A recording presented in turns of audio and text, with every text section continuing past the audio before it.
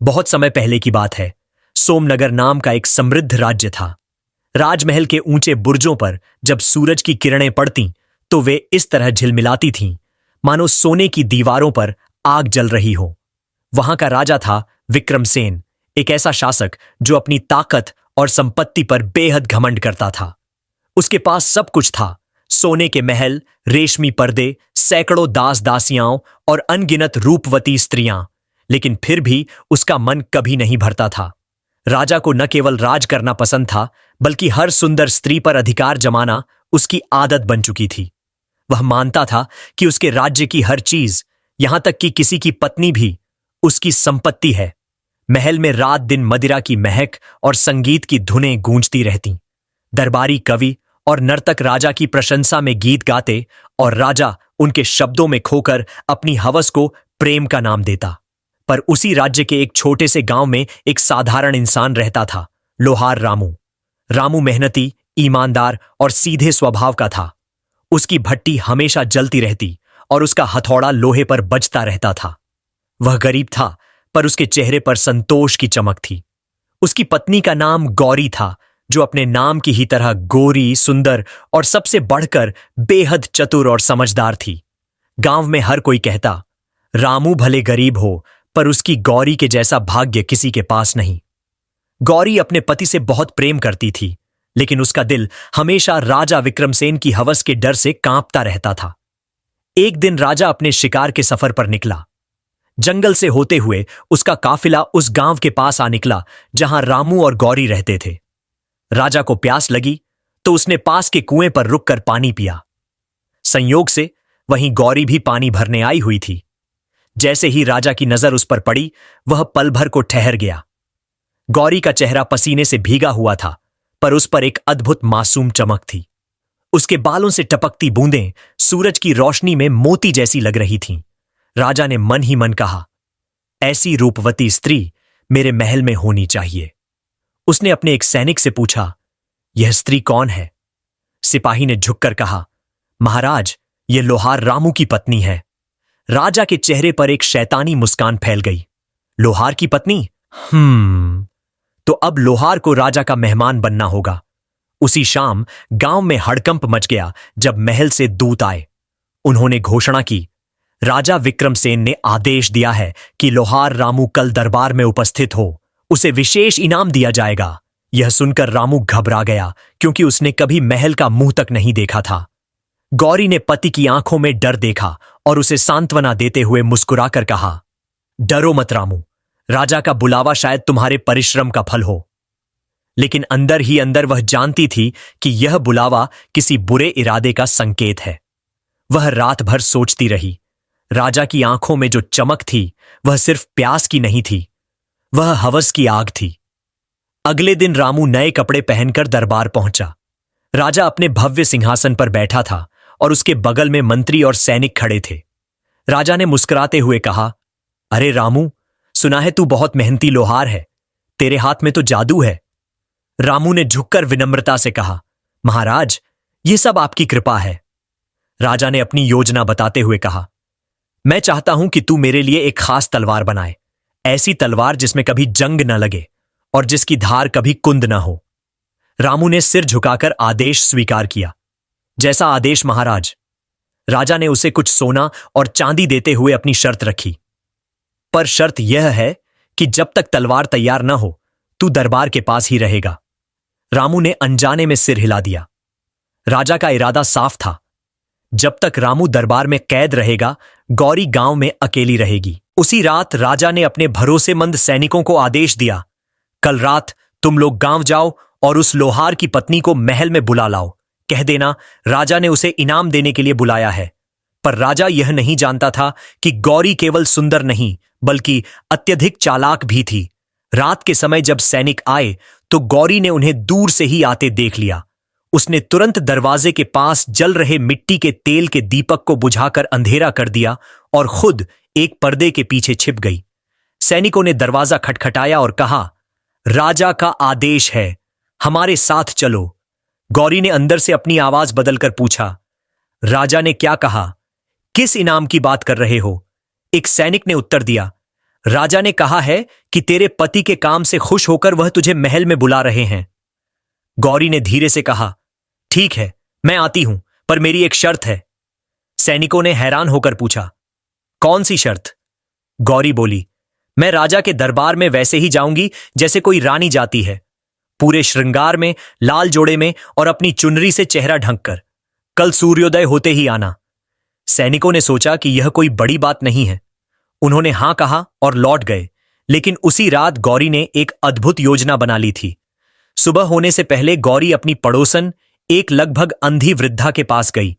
उसने उनसे निवेदन किया, मां, राजा ने मुझे बुलाया है, लेकिन मैं डरती हूं। तुम मेरी जगह यह लाल जोड़ा पहन लो और बस राजा के सामने जाकर सिर झुका लेना, बाकी मैं संभाल लूंगी। बूढ़ी औरत ने हंसकर कहा, बेटी, तेरी बुद्धि तो किसी रानी जैसी है। चल, मैं तेरे लिए यह कर दूंगी। सुबह जब सैनिक आए तो उन्होंने लाल जोड़े में चेहरा ढंके बैठी औरत को गौरी समझ लिया। वे उसे पालकी में बिठाकर महल ले गए। राजा ने जब पालकी से उतरती स्त्री को देखा तो मुस्कुराते हुए कहा, आओ गौरी, आज से तुम मेरी रानी हो। लेकिन जैसे ही उसने घूंघट उठाया तो उसके सामने झुर्रियों से भरा चेहरा और बिना दांतों वाली एक मुस्कान दिखाई दी। राजा की आंखें फटी की फटी रह गईं। सारा दरबार ठहाकों से गूंज उठा। राजा शर्म और गुस्से से कांप उठा और गरजा, यह धोखा किसने किया? वृद्धा कांपती हुई आवाज में बोली, महाराज, आपकी रानी तो अभी गांव में है। उसने कहा था कि मैं आकर आपको नमस्कार कर दूं। राजा समझ गया कि वह एक चतुर स्त्री के हाथों मूर्ख बन चुका है। उस रात राजा ने अपने मंत्री से कहा, यह औरत सिर्फ सुंदर नहीं, बहुत चालाक भी है। अब मैं उसे हासिल करूंगा, चाहे कुछ भी हो जाए।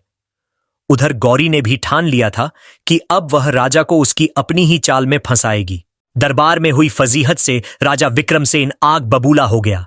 उस रात उसने अपने कक्ष की हर कीमती वस्तु तोड़ डाली। उसका घमंड चकनाचूर हो गया था और अब वह सिर्फ वासना नहीं बल्कि प्रतिशोध की आग में जल रहा था। उसने अपने धूर्त मंत्री बुद्धिसेन को बुलाया। राजा गरजा, बुद्धिसेन, उस औरत ने मेरा अपमान किया है। पूरी सभा के सामने मुझे हंसी का पात्र बना दिया। मैं उसे तड़पता हुआ देखना चाहता हूं। कोई ऐसी योजना बनाओ कि वह खुद चलकर मेरे कदमों में आ गिरे। मंत्री बुद्धिसेन ने अपनी दाढ़ी सहलाते हुए कुटिल मुस्कान के साथ कहा, महाराज, शेरनी को पकड़ने के लिए उसके शावक को फंसाना पड़ता है। गौरी की शक्ति उसका पति रामू है, जो अभी हमारी कैद में है। हम उसे सीधे सीधे नहीं बुलाएंगे, हम उसे आने पर मजबूर कर देंगे।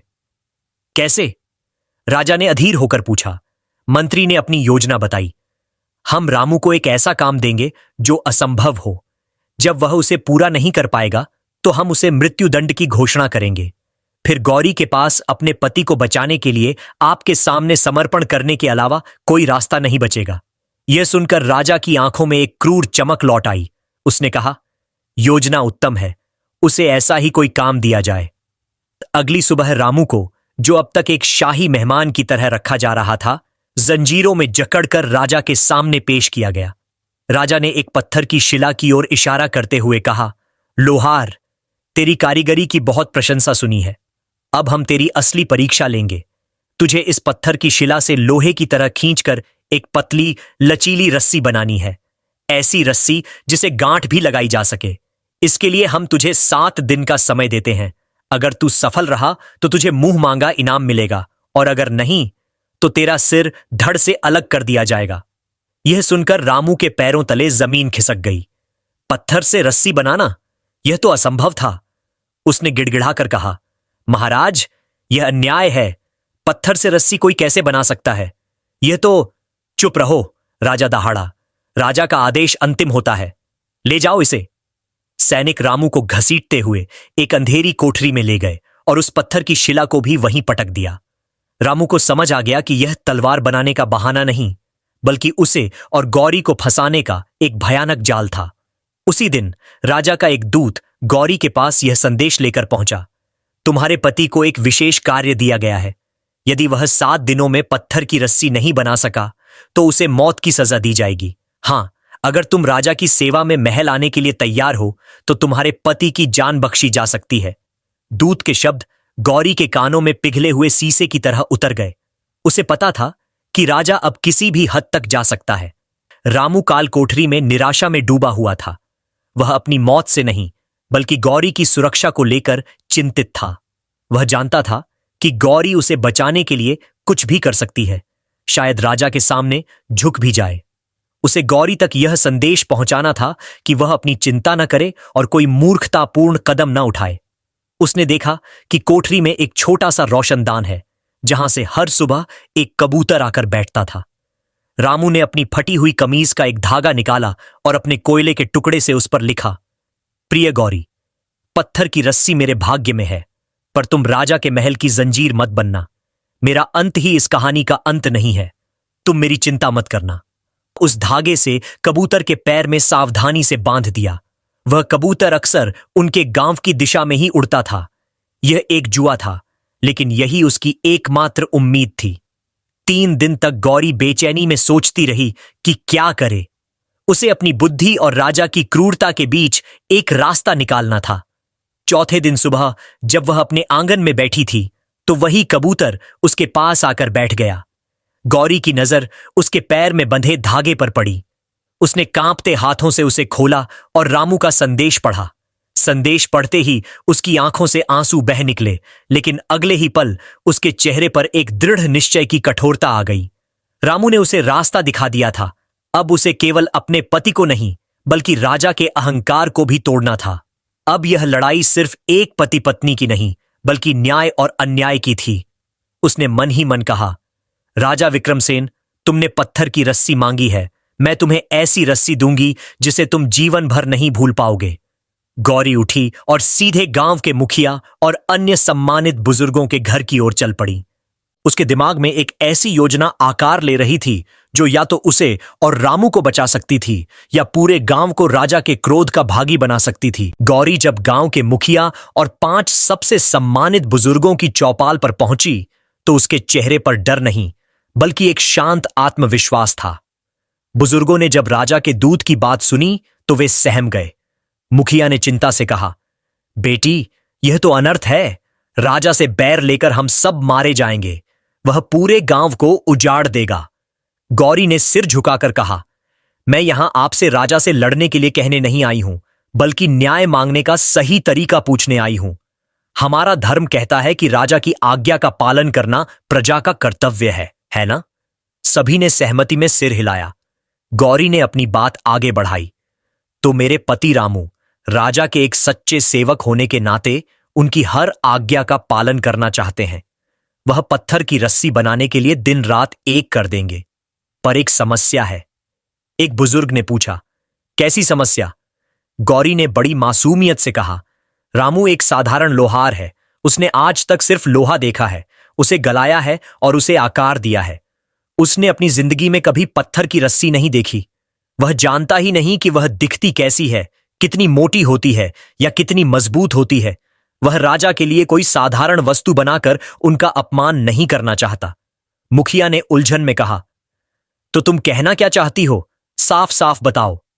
गौरी ने अपनी योजना का अंतिम पत्ता खोला। हम सब मिलकर राजा को एक विनम्र पत्र भेजेंगे।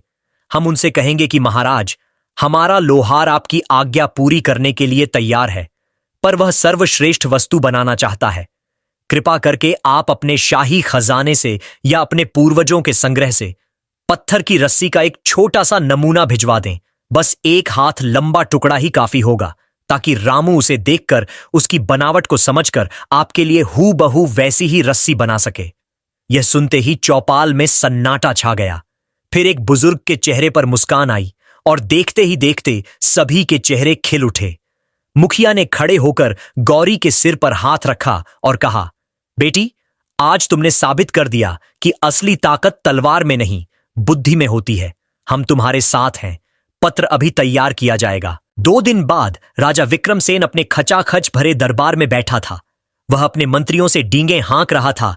देखा, उस घमंडी औरत का कोई जवाब नहीं आया। अब बस 2 दिन और, फिर उस लोहार का सिर कटेगा और उसकी पत्नी खुद मेरे पैरों पर आकर गिरेगी। दरबारी राजा की हां में हां मिला रहे थे। तभी एक हरकारा गांव से पत्र लेकर पहुंचा। राजा ने हंसते हुए पत्र लिया और उसे जोर जोर से पढ़ने लगा, ताकि सभी उसकी जीत का तमाशा देख सकें। आदरणीय महाराज विक्रमसेन, सोमनगर की प्रजा आपके चरणों में प्रणाम करती है। राजा की मुस्कान और चौड़ी हो गई। आपके आदेशानुसार आपका सेवक लोहार रामू पत्थर की रस्सी बनाने के लिए पूरी तरह से तैयार है। वह आपके लिए दुनिया की सबसे उत्तम रस्सी बनाना चाहता है ताकि राज्य का नाम रोशन हो। पर एक छोटी सी विनती है। यहां पहुंचकर राजा थोड़ा रुका। उसने आगे पढ़ा, चूंकि हमारे गांव में किसी ने आज तक पत्थर की रस्सी नहीं देखी, इसीलिए हम आपसे विनम्र निवेदन करते हैं कि आप अपनी शाही कार्यशाला से उस रस्सी का एक पुराना नमूना भेज दें। आपका सेवक उसे देखकर आपकी इच्छा के अनुसार ही नई रस्सी बना देगा। हमें विश्वास है कि आपके महान राज्य में ऐसी असाधारण वस्तु का नमूना अवश्य होगा। जैसे ही राजा ने पत्र खत्म किया, पूरे दरबार में एक अजीब सी खामोशी छा गई। जो दरबारी कुछ पल पहले हंस रहे थे, वे अब एक दूसरे का चेहरा देख रहे थे और अपनी हंसी दबाने की कोशिश कर रहे थे। हर कोई समझ गया था कि यह कोई विनती नहीं, बल्कि एक सीधा और तीखा तंज था। एक साधारण गांव की औरत ने राजा को उसी के बुने जाल में फंसा दिया था। अगर राजा कहता है कि उसके पास नमूना नहीं है, तो वह खुद मान लेता कि उसने एक असंभव और मूर्खतापूर्ण आदेश दिया था, और अगर वह नमूना नहीं दे सकता तो वह रामू को सजा किस आधार पर देगा। राजा का चेहरा गुस्से और अपमान से लाल हो गया। उसने पत्र के टुकड़े टुकड़े कर दिए। वह कुछ बोल नहीं पाया, क्योंकि वह जो भी बोलता वह उसी की मूर्खता का प्रमाण होता। उसने कांपती हुई आवाज में बस इतना कहा, दरबार बर्खास्त किया जाता है। राजा सिंहासन से उठा और तेजी से अपने कक्ष की ओर चला गया। उसके पीछे पीछे धूर्त मंत्री बुद्धिसेन भी भागा। गौरी ने यह बाजी भी जीत ली थी, लेकिन वह जानती थी कि एक घायल सांप और भी ज्यादा खतरनाक होता है। अब राजा कोई सीधी चाल नहीं, बल्कि और भी भयानक और कपटपूर्ण षड्यंत्र रचेगा। अपने कक्ष में राजा विक्रमसेन किसी घायल शेर की तरह चक्कर काट रहा था। उसका चेहरा तमतमाया हुआ था और आंखें क्रोध से लाल थीं। बुद्धिसेन हाथ बांधे सिर झुकाए खड़ा था। राजा दहाड़ा, उस औरत ने 2 बार भरे दरबार में मेरा मस्तक झुका दिया, पहले एक बुढ़िया को भेजकर, और अब यह पत्र। पूरी प्रजा मुझ पर हंस रही होगी। बुद्धिसेन, अगर तुम्हारे पास अब कोई अचूक योजना नहीं है तो मैं रामू के साथ तुम्हारा भी सिर कलम कर दूंगा। बुद्धिसेन की आंखों में धूर्तता की चमक तैर गई।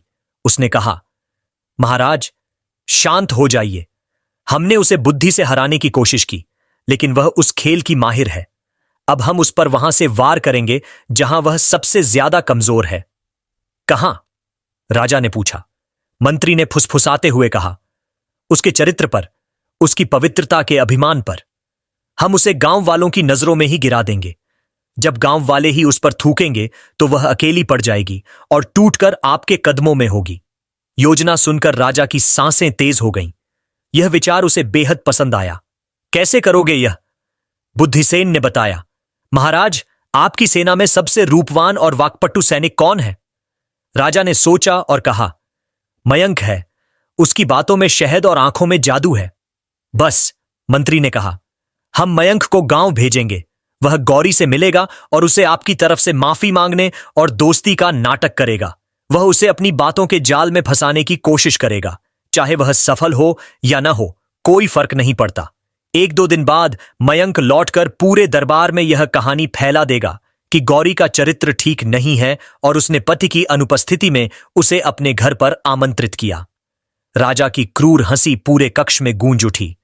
वाह मंत्री, यह योजना है। जब उस पर चरित्रहीन होने का दाग लगेगा तो कोई उसकी बुद्धिमानी की प्रशंसा नहीं करेगा। फिर हम न्याय का ढोंग करेंगे। अगले दिन सैनिक मयंक एक साधारण नागरिक के भेष में गौरी के गांव पहुंचा। उसने गौरी को उसके घर के बाहर काम करते देखा और उसके पास जाकर बड़ी विनम्रता से कहा, देवी, मैं महल का एक कर्मचारी हूं। मैं राजा के अन्यायपूर्ण व्यवहार से बहुत दुखी हूं। मैं और कुछ अन्य दरबारी आपकी बुद्धिमानी के कायल हैं और चुपके से आपकी मदद करना चाहते हैं। गौरी ने उसे सिर से पांव तक देखा। उसकी आंखें मयंक के चिकने चुपड़े चेहरे के पीछे का सच पढ़ रही थीं। उसने बिना कोई भाव दिखाए रूखे स्वर में कहा, मुझे किसी की मदद की आवश्यकता नहीं है। मेरा विश्वास मेरे पति के साथ और ईश्वर के न्याय पर है। आप अपना मार्ग लें। मयंक ने फिर कोशिश की, लेकिन देवी, राजा बहुत क्रूर है। वह आपके पति को नहीं छोड़ेगा। आपको एक मित्र की आवश्यकता है। गौरी ने अपनी झोपड़ी का दरवाजा बंद करते हुए शांति से कहा, जो बिना बुलाए मित्रता का हाथ बढ़ाए वह या तो देवता होता है या धोखेबाज, और इस राज्य में देवता बस मंदिरों में रहते हैं। कृपया यहां से चले जाइए। मयंक का चेहरा उतर गया। उसे अपनी पूरी जिंदगी में किसी स्त्री ने इस तरह अपमानित नहीं किया था। वह अपमान की आग में जलता हुआ महल लौट गया।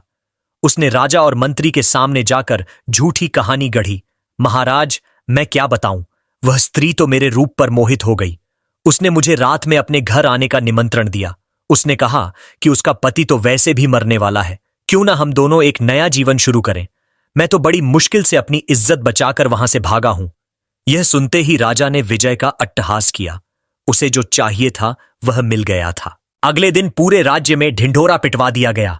सुनो सुनो सुनो, लोहार रामू की पत्नी गौरी पर अपने पति को धोखा देने और पर पुरुष को अपने घर बुलाने का गंभीर आरोप लगा है।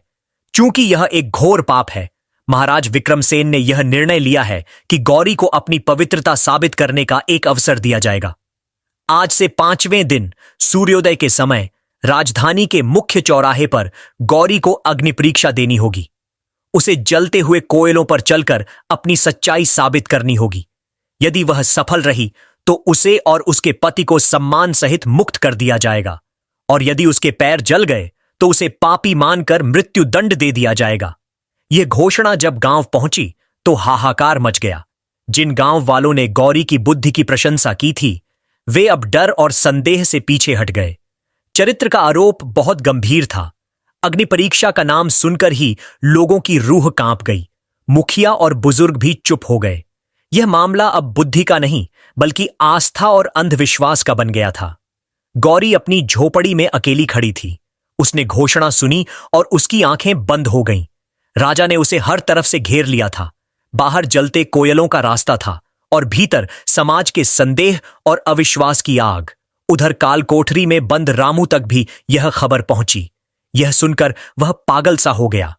वह लोहे के दरवाजे पर अपना सिर पटकने लगा।